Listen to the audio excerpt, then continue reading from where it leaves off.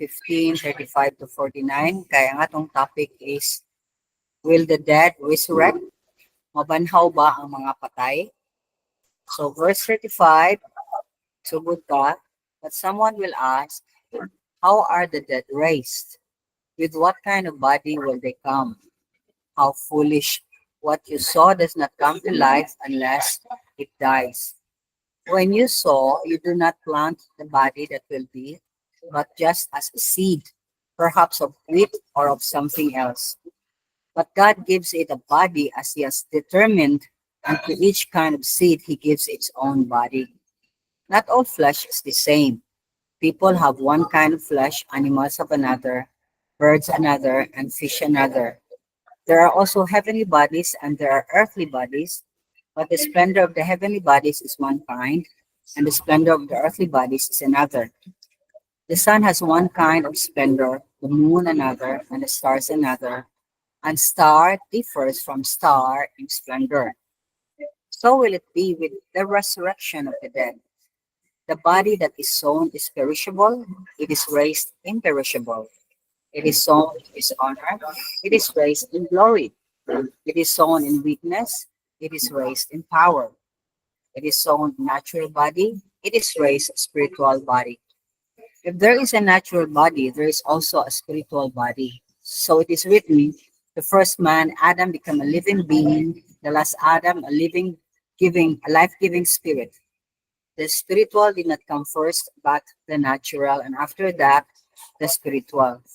The first man was of the dust of the earth, the second man is of heaven. As was the earthly man, so are those who are of the earth, and as is the heavenly man, so are those who are of heaven. And just as we have borne the image of the earthly man, so shall we bear the image of the heavenly man. Now, 3 points again ang atong outline. One is illustration from creation, ang gigamit ni Paul to make us understand about resurrection, and that is in verses 35 to 38. And then, point number 2, iyang describe ang two kinds of bodies or flesh, and that's in verses 39 to 41. Then point 3 is the transition to a resurrected body. So humanyag himo ang illustration, define niya ang kinds of bodies, then iya din pakita din ta sa unsay mahitabo sa resurrected body.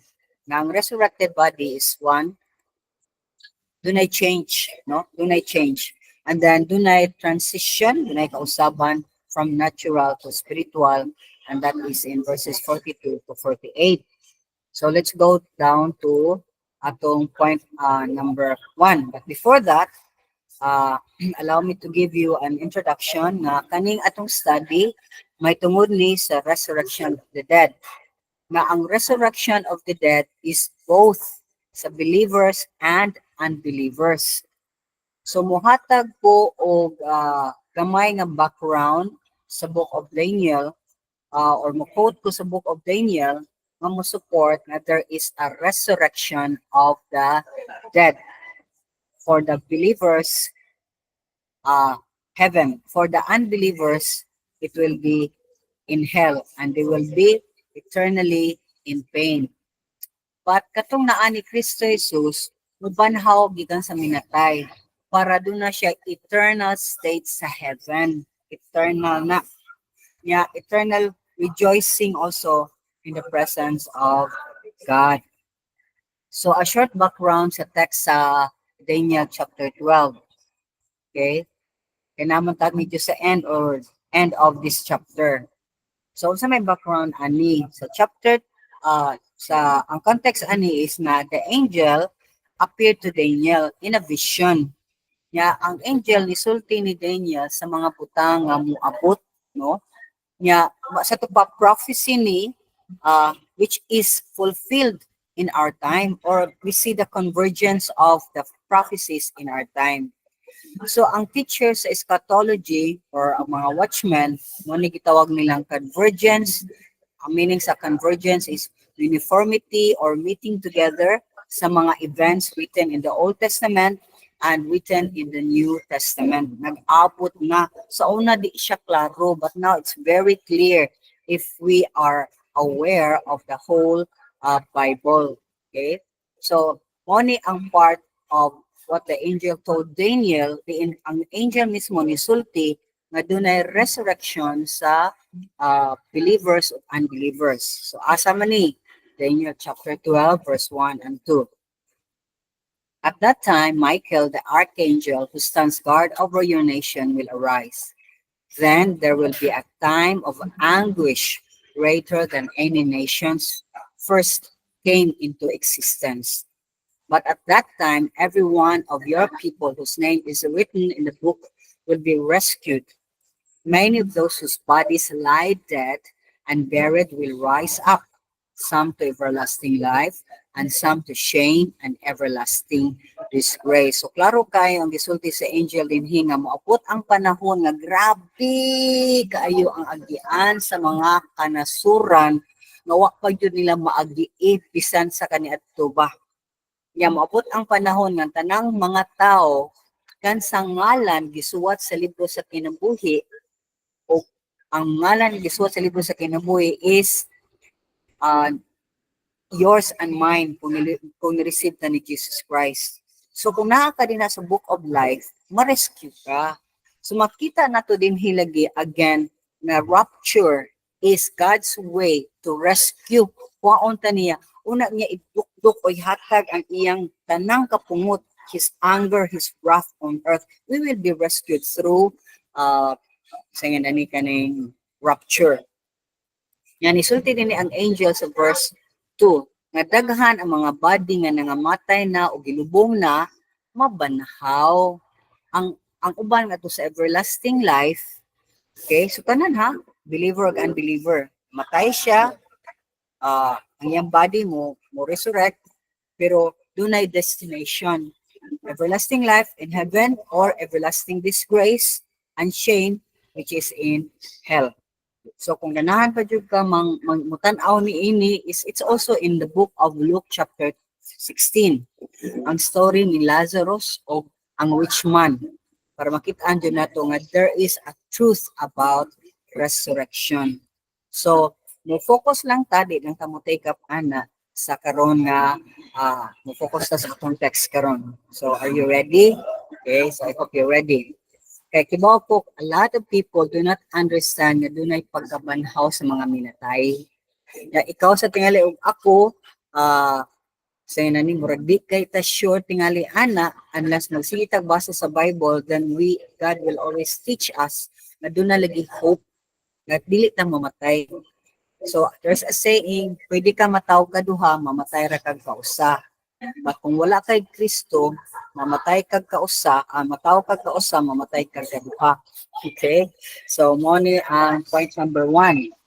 So to answer the question, kung saon nga ang patay mabanhaw, sa may lawas nila when they rise from the dead, okay? So pag pangutana ningon ani, ni answer si Paul diha sa verses 35 to 38.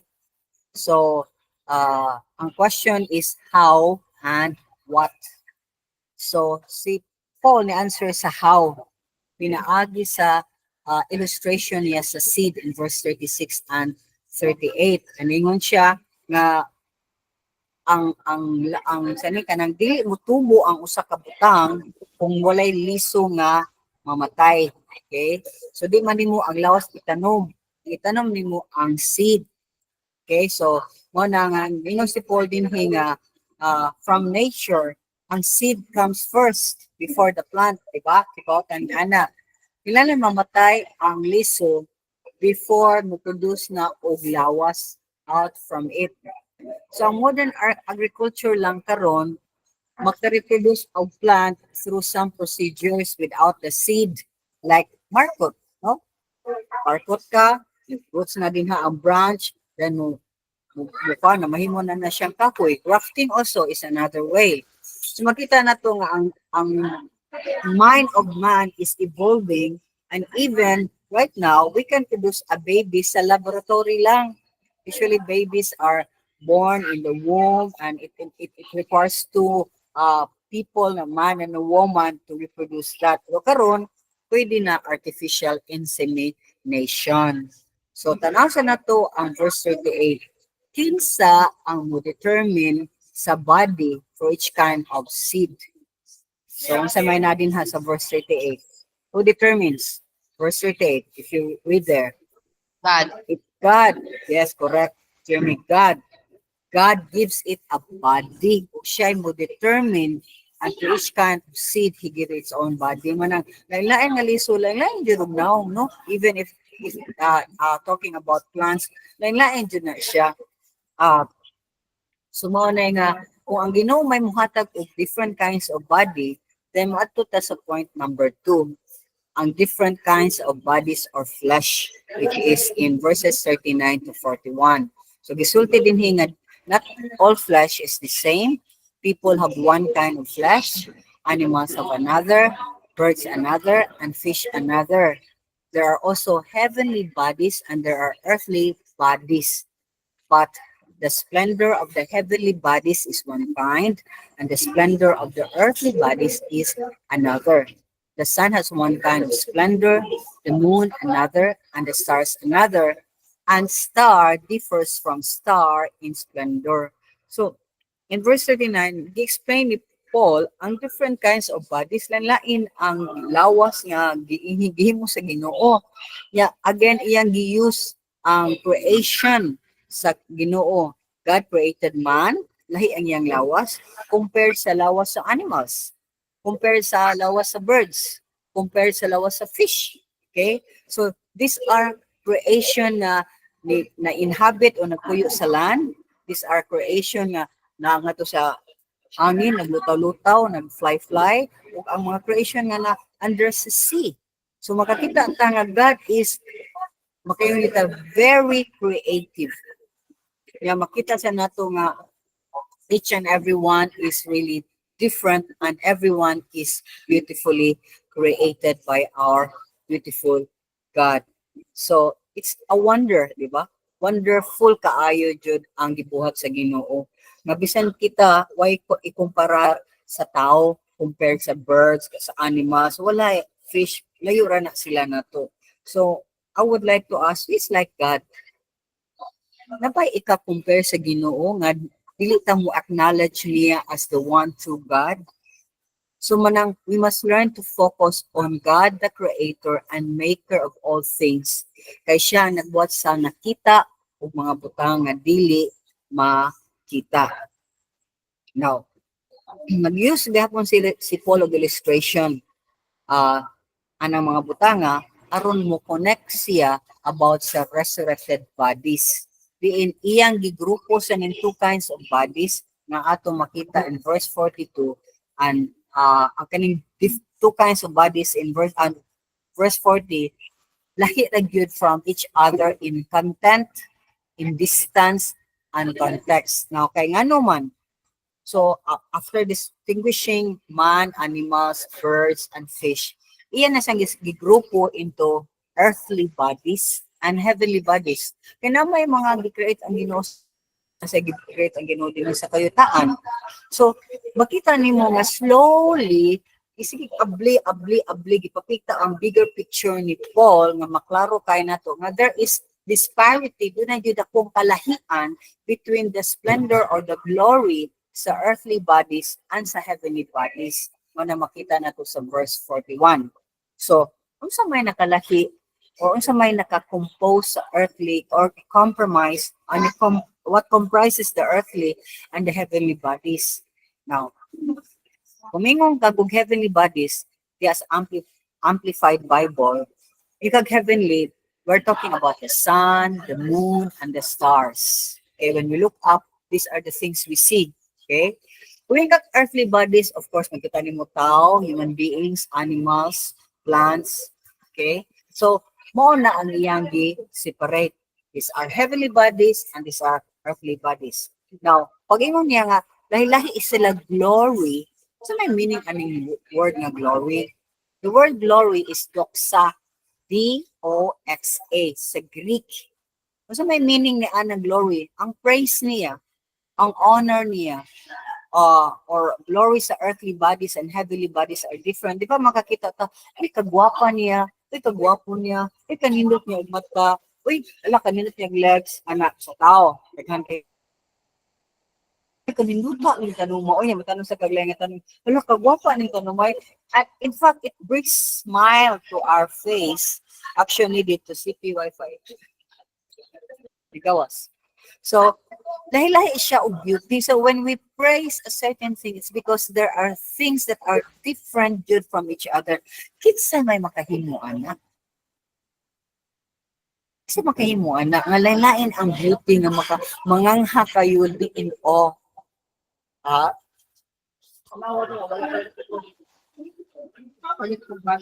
O, dapat ito. Hindi na sila nga po. Wana lagi. Hawak ka.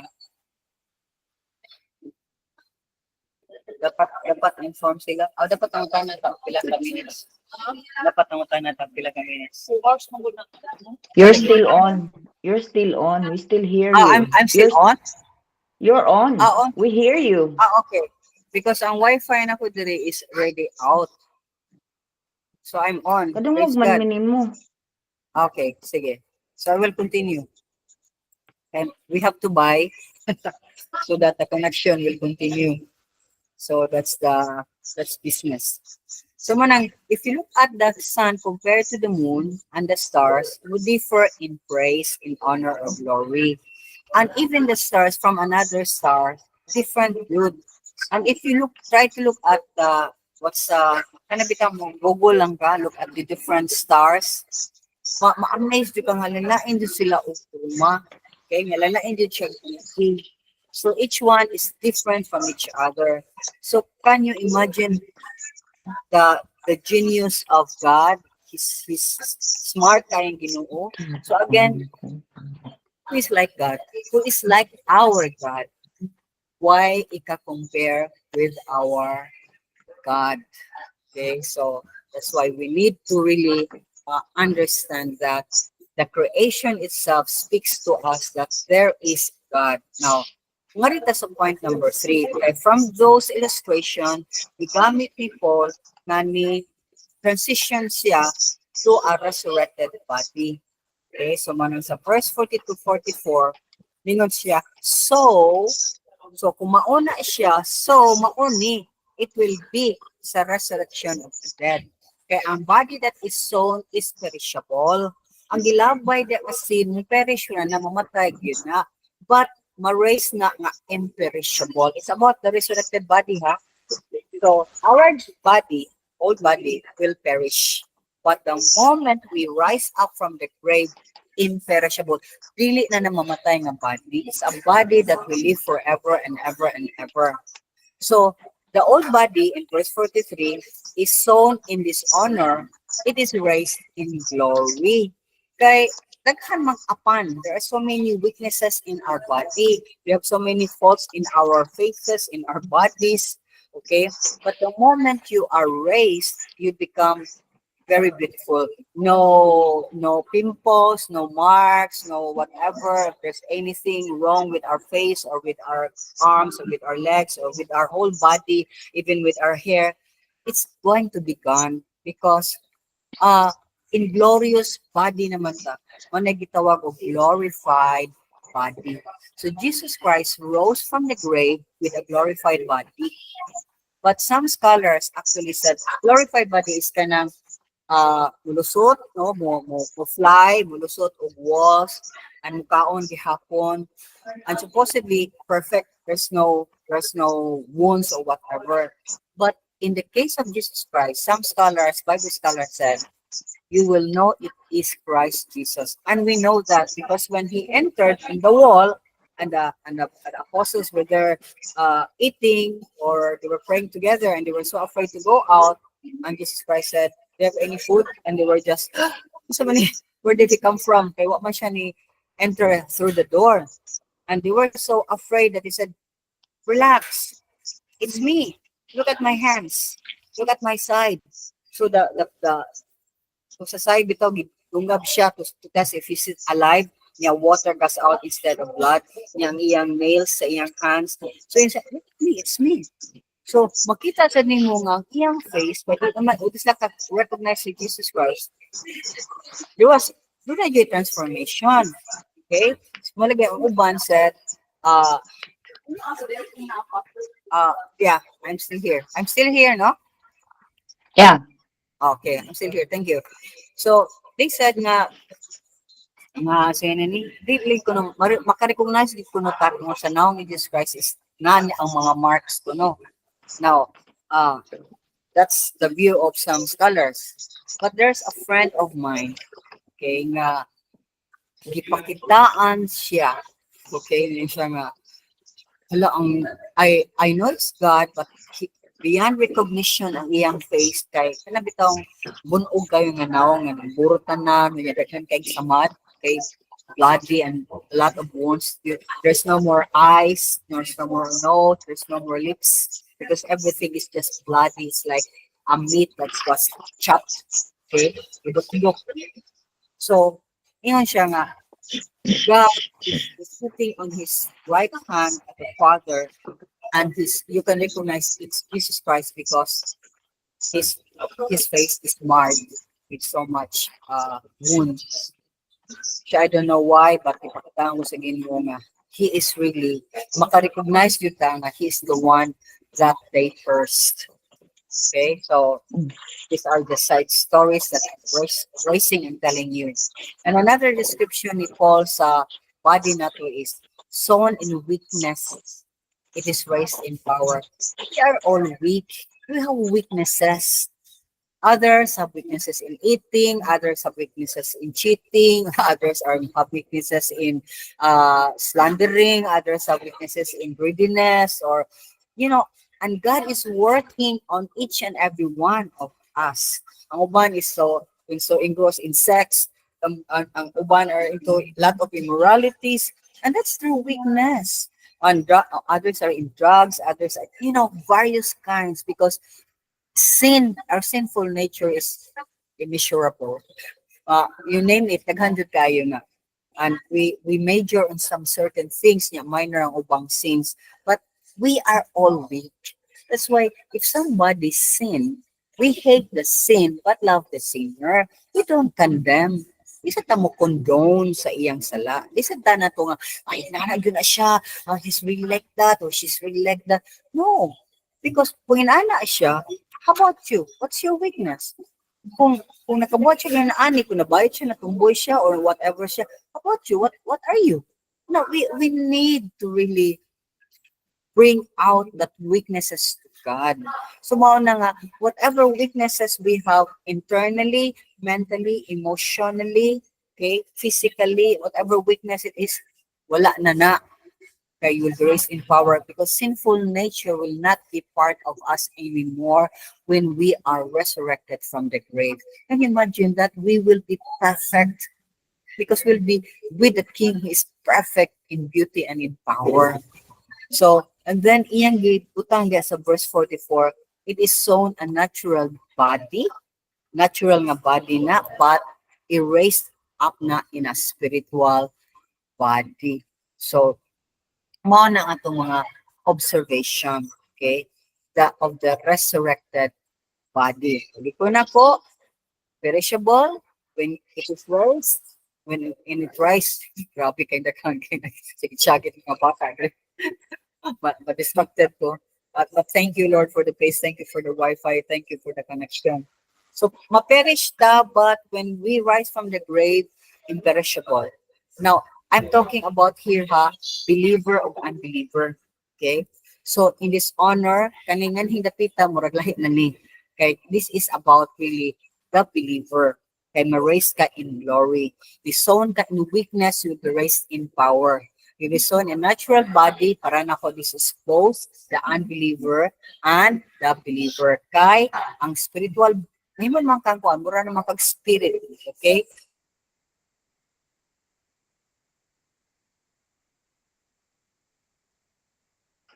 Nawa na ka nang. Additional copy pa. Dili ang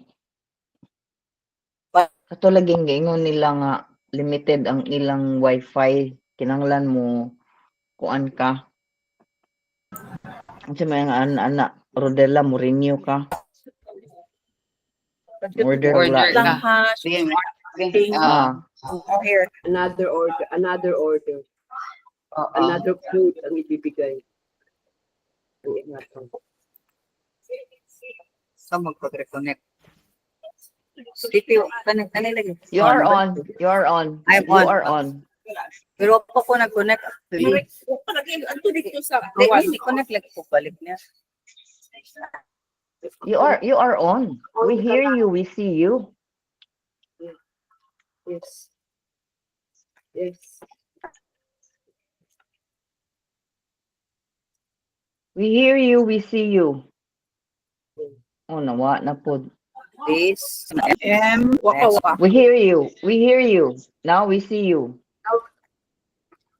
You are back. Yeah, you are back.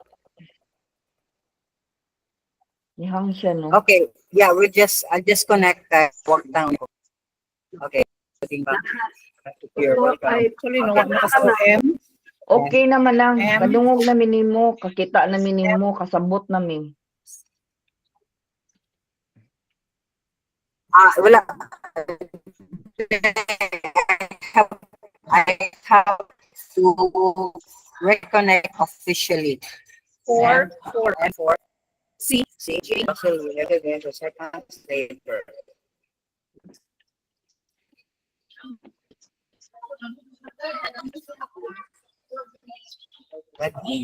Opa.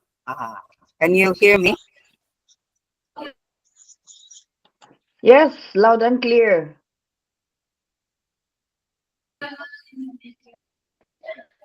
Okay. Okay na po? Okay na po.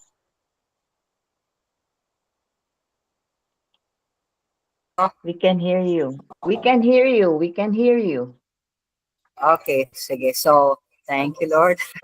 This three, I really have one. So, what siya na? We talk si Paul about sa natural body. Madungan ko? We can hear you. Makadungog mi. Okay. Tama sa sikon. Okay, sige. Okay. So, morning nga, mo ang changes sa transition from the natural body to a resurrected body. Now, we specified by good Paul, letter B, ang transition from natural to spiritual. So, mo nang sa verse 44 to 58, so mo na siya. So, it is so na natural body, it is raised as spiritual body. Kaya kung dunay natural body, doon na sa spiritual body. Now, remember, when you receive Jesus Christ, you have become a spiritual person. You are already living in a spiritual level. Kaya na taga-diri ka sa earth, but you are living up high. That's why bitaw ka nang dili bitaw kay ta conscious, we are not conscious about these things. Na nahimo na kang spiritual person. That's why as a person that is still in the body but living in a spiritual life, you will always become different from the rest. And when you become different from the rest because you don't do anymore what they usually do and you were there before with them, short term kay kalapot ka na sila. Nari sa ganahan, anak. That's why persecution comes when you live a spiritual life because you are living now in the realm of God, even while here on earth. Gets that? So, mo nang ingon na dinhi nga ang natural body niyo erase up na spiritual body yun na in a sense nga spiritual na gyud siya, spirit siya, but makakaon gihapon siya nga body. Okay? So, ang explanation of where the natural and spiritual come from is naa sa 45. Nung naunsa man na nga ang natural din nagikan ang spiritual. So verse 45, read your Bible. So it is written. So it's written in the Bible. The first man, Adam, became a living being. Correct? Isa may first na himo sa Ginoo, di ba, Adam? Now, the last Adam, who is the last Adam, is ang kuana na interpretation na is Jesus Christ because he alone can give he alone has a life-giving spirit. He can give you life, and that life is a spiritual life. So that day you receive Jesus Christ, your spirit, what was dead, came alive. Okay, and you are connected now with God spiritually. So ang akong illustration ani is like your house, this body, o imong balay, that don't have any life because you're not connected to the, if you're in Manila, Meralco. If you're here in Butuan, Aneco. If you're in Cebu, Veco. Okay, so in short, it's electrical company. So if you're not connected with that, you don't have any light. And do you see also that between the power and the house? It's the cross. It's the poste. It's the post nga nagingon ana, di ba? So it's the same with our spiritual life. The main source of our power to live a spiritual life is from God, from heaven. And God sent His only begotten Son. Himo siyang say na ni kanang middle mediator between man and God. So when Jesus Christ stretched his hands, that is to, I will forgive everybody all their sins from the past, the present, and the future. And my love for them and my forgiveness is beyond this. Eh, what man siya ending, what man siya namatay na ginana. Nga, oh, my forgiveness or my love is only up to this. No, he stretched his arms. So when he stretched his arms, that's me, unlimited, unconditional love and forgiveness. That's why we should not condemn ourselves when we sin. We just ask forgiveness. We must not also condemn those who sin because, just like us, they will sin. And they might sin again and again and again. So God said, just forgive them 47 times. 7 times 7. Okay, so in short, it's Jesus Christ who can give us a life and a spirit. So in verse 46, the spiritual did not come first. Of course, what man yun na nabuhi spiritually, where we came into this world with a dead spirit. Every child comes out in a dead spirit. Mamatay na lang, grow up siya, he will become an adult and then die. And still, no spiritual life. Yes, because we refuse siya, na rejection in Jesus Christ. That's why we must not reject Jesus Christ. And that's why we need to tell others there is a continuation in this life. In fact, the best life is up there, not here. Okay, so mo na mga butang nga may sunan nga spiritual did not come first but the natural. And after the natural is the spiritual. Okay, so ang first man who is natural was of the dust of the earth. Remember, God created Adam from the dust, from the mold of, Utah. That's why from dust to dust we go. So, but the second man is of heaven. Jesus Christ came from heaven to earth to pay for our sins at the cross. But he rose from the grave and went back to heaven to sit down at the right hand of the Father.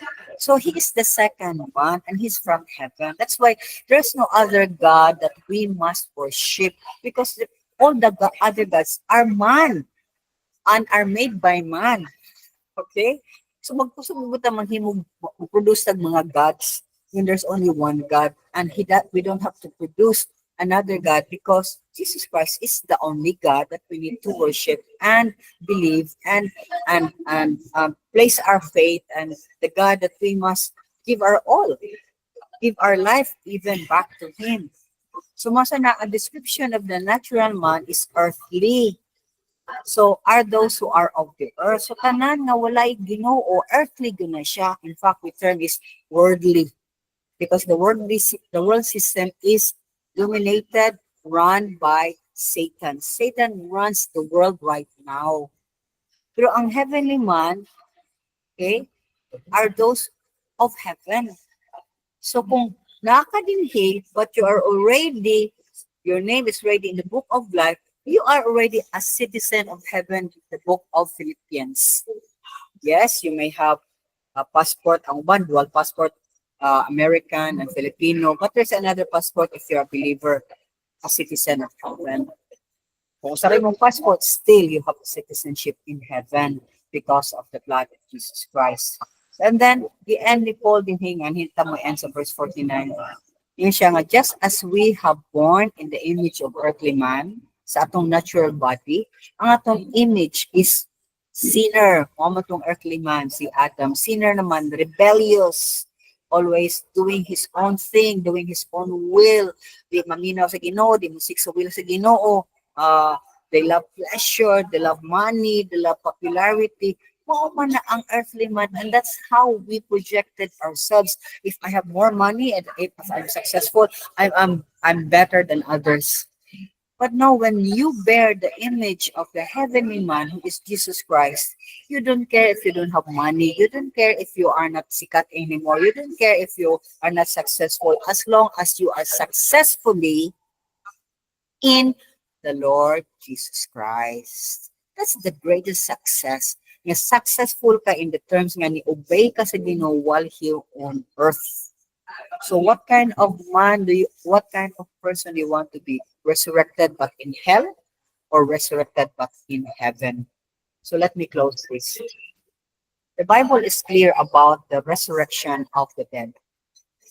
Whether believer ka or not, believer of Christ or not, both believer and unbeliever will rise from the dead on the last day. However, there is a destination. Kay imong body will go to hell forever. Of course, na siya a certain place there na mura nag hell where the soul of the spirit of the person is already burning in hell. Okay? But or suffering.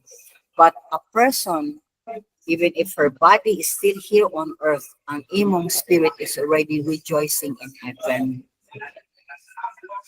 But mo follow ang imong body, but a glorified body, a beautiful body. Wanay sakit, no more pain, no more cancer day, no more pain in the legs, pain in the chest, pain in whatever, no more pain.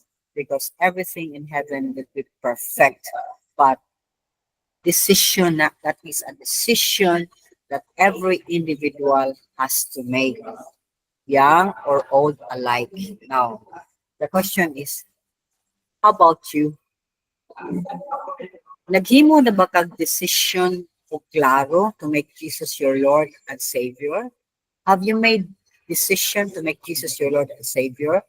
But the moment you do that, beginning lang na, you have to make a firm, klaro jud na decision na mo follow jud ka ni Jesus Christ every day, no matter what. I-bless man ko sa Ginoo og dili, madato man ko og dili, na makipagkaon og dili, maminyo man ko og dili, guwapa man ko og dili, membro man akong kinabuhi o dili. We have to make a firm decision to follow Jesus Christ. And that is costly. Mahal ka ayo na. Ngano man? Because ang way of following Jesus Christ is not acceptable lagi sa kalibutan. Remember, it took the Son of God to die. Costly atong salvation. Now, unsa man ang imong life compare sa life ni Jesus Christ? Na mayon ka, costly ka itong life. Di ko ganan mo follow ni Jesus Christ. Kay costly ra ka, mahal ra ka, bayad. Sakit ka ayo, disud kayo mag-sacrifice ta. The sacrifice we have to suffer is nothing compared to what Jesus Christ suffered for us. Humingon ta dili ta willing, ay para nako, Lord, until the end of my life. Ang ako lang yun, Lord, I will suffer to look to do Bible study. I will suffer sa mga rejection. I will suffer persecution. Kung family nga di managan ako, friends na ako. Okay na ko, Lord. Ako lang yung pangayo, Lord, give me a good body. Naganabang dili ko suffer, di ko dagang sakit-sakit kay. Di ko para sa akong manghod nga makalahutay bisa ang nga sakit. Okay? So, mauna na ako. Okay, Lord, I want to go and I want to do everything you want me to do. So, mauna nga, when you want to really follow Jesus Christ, when you so desire that your body will end in heaven, then be willing to be persecuted. Be willing nga wakay apil sa grupo. Dili ka imbitaron, wakay lami sa imong families ug sa imong friends. Be willing. Kay ang reward is eternal joy in the presence of God in heaven. Therefore, make a firm decision. Ayaw paghimo o willing ko dili na. Next day, willing na sa ko, dili na. Okay, whatever thing we suffer in this life, it's very short. Short atong suffering compared to the suffering of those who will not follow Jesus Christ forever in hell. So naigsuunan, I really encourage you because I really don't know where you are in your walk with the Lord.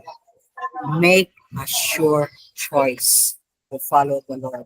I hope you will make Jesus your Lord and Savior and make His ways, His will, your will. Let's pray. Father, we want to praise you and thank you nga in spite sa adversities, O Lord, na may saba din Ginoo, dala na kayong tao because a lot of barangays here, wala sa joy kuryente and it's hot in their place. If they have aircon, they have no aircon anymore because no electricity. And most of all, Lord, was a aircon in their house, Lord, so it's hot. They prefer to be here because it's cool and they can have food. But Lord, thank you for making your word come alive, for allowing me, Lord, who am I, Lord, to carry your word and to give it to your people. So I ask you, God, do